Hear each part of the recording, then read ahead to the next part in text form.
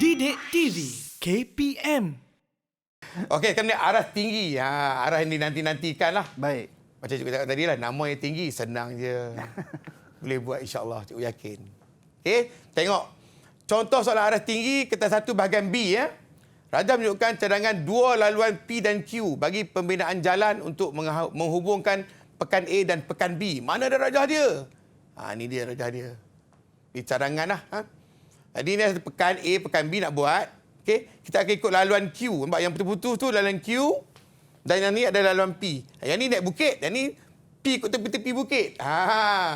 Ni soalan ni memerlukan aras tinggi. Kenapa? Nak berfikir. Ya, cikgu. Berfikir di luar daripada kotak lah sikit. Jawapan tidak ada dalam buku.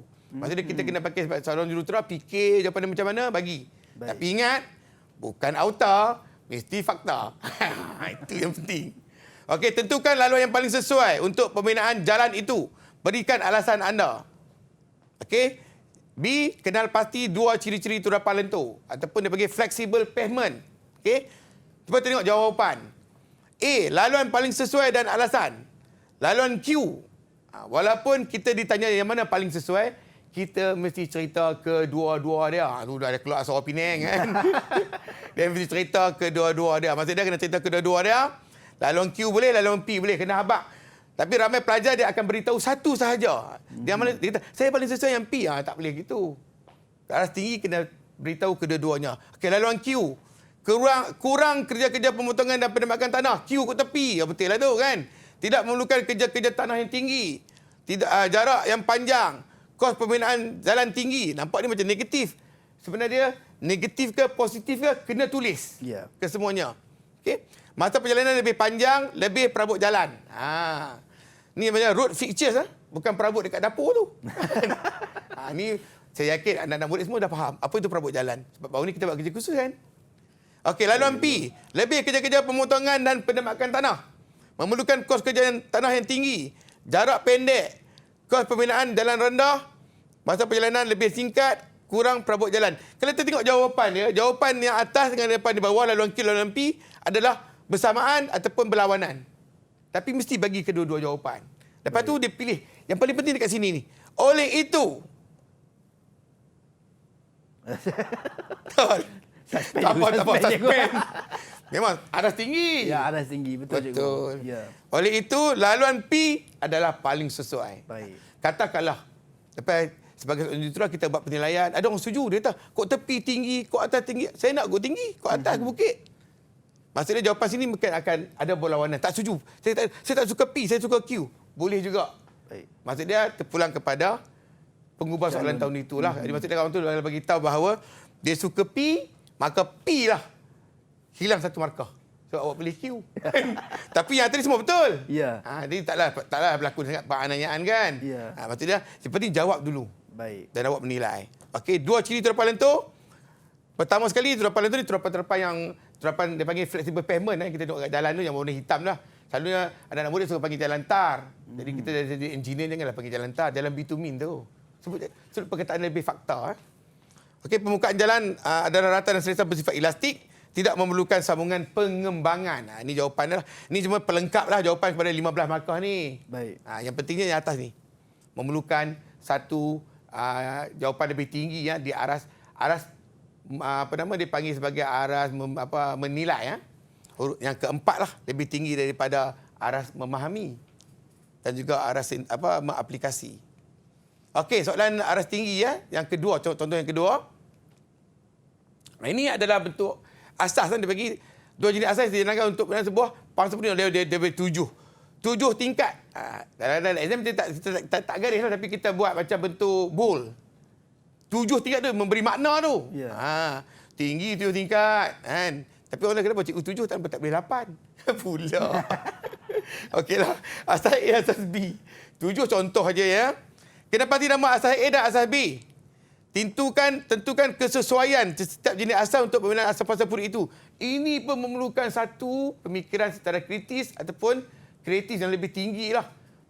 Menjawab secara kebat di luar kotak. Jawapan dia. Tapi jawapan-jawapan ini walaupun tidak ada dalam buku, mesti bersifat fakta. Sesuai untuk kelas tanah yang tinggi atau rendah, boleh menanggung beban lebih daripada 4 tingkat, digunakan pada bangunan struktur kerangka, kaedah pembinaan sukar, pasal pembinaan panjang, kos pembinaan tinggi. Ini adalah asas A.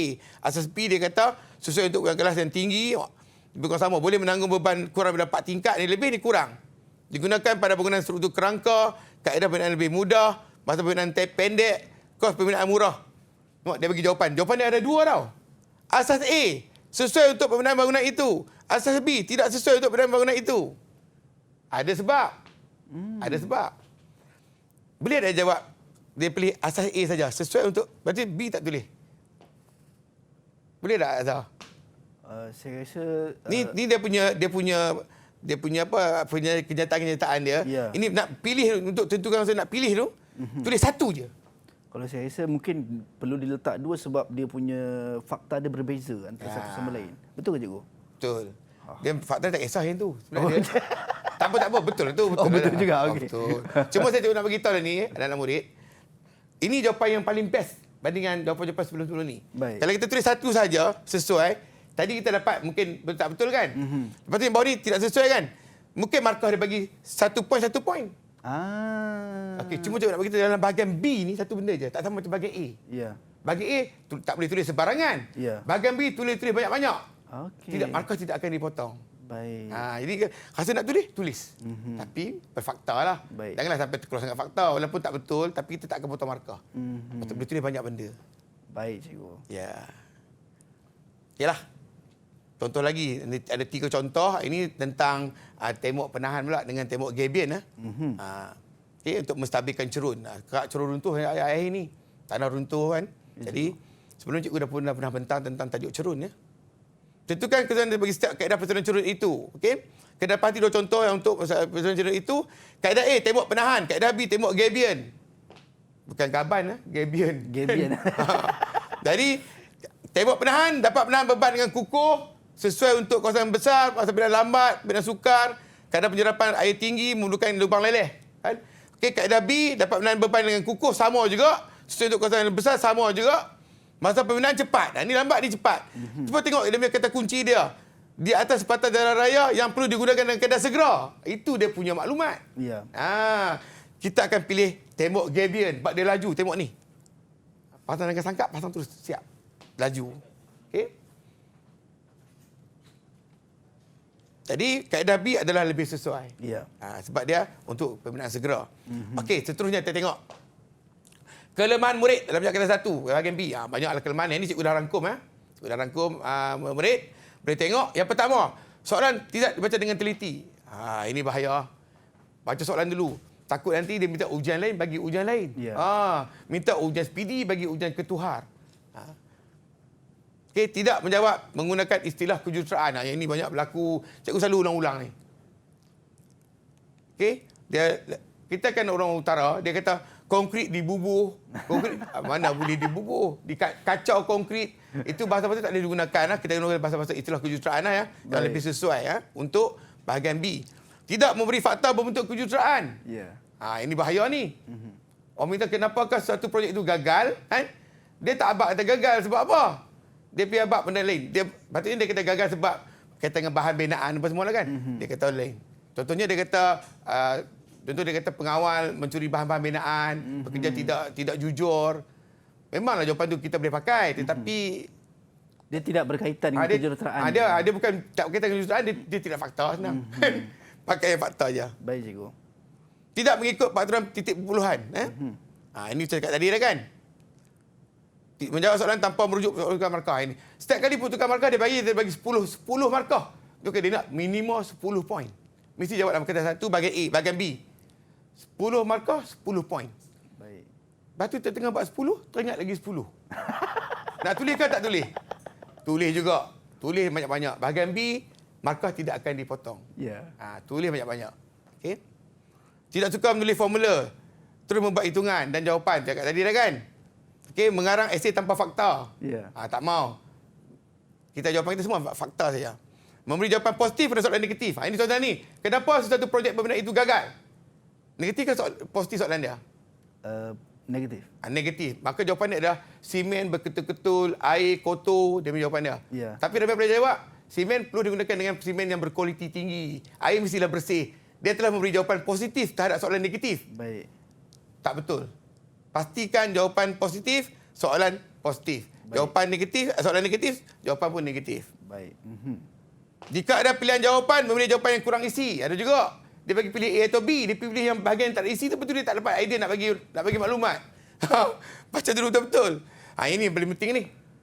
Suka memotong atau membatalkan jawapan kerana kurang yakin. Ni. Okey. Jangan potong. Okey. Untuk soalan penilaian dan cadangan tidak memberi fakta kepada sistem yang dipilih, sebaliknya menyatakan kelemahan sistem lain. Dia pilih A, tapi dia tak puji A. Dia puji B. Ataupun dia mengata G. Ni. A tak betul, dia kata kat B. Ya. Itu tak boleh pakai lah. Kan? Okey. Tajuk utama yang perlu dikuasai dan diberi perhatian. Ni, kertas 1 bahagian A tak ada pilihan. Kertas 1 bahagian A, jawab semua. Sampai habis. Baca buku, khatam. Minimum baca sekali. Tapi patutnya baca sekali ni bukan sekali lah ni. Berkali-kali kan. Itu minimum lah cikgu. Minimum lah. Kertas 1 bahagian A ni. Kertas 1 bahagian B, mesti hafal semua soalan prosedur. Banyak ni soalan prosedur. Ujian penurunan, mampatan, ujian probok, ujian speedy. Semua kena hafal. Tak ada pilihan. Mesti kuasai semua soalan hitungan. Kiraan ni. Momen, reka bentuk asal, ukur, taksiran. Semua kena kuasai. 2 minggu lagi dah. Belajar dengan cikgu macam mana nak mengira dengan betul. Mesti fahami soalan aplikasi pengetahuan. Ya. Faktor pengaruh stabil tanah, faktor pengaruh stabil cerun, kaedah dan juga sistem pembersihan, sistem paip lekapan dan sistem salur kumpulan domestik. Mesti kau nak kuasai. InsyaAllah boleh buat. Didik TV KPM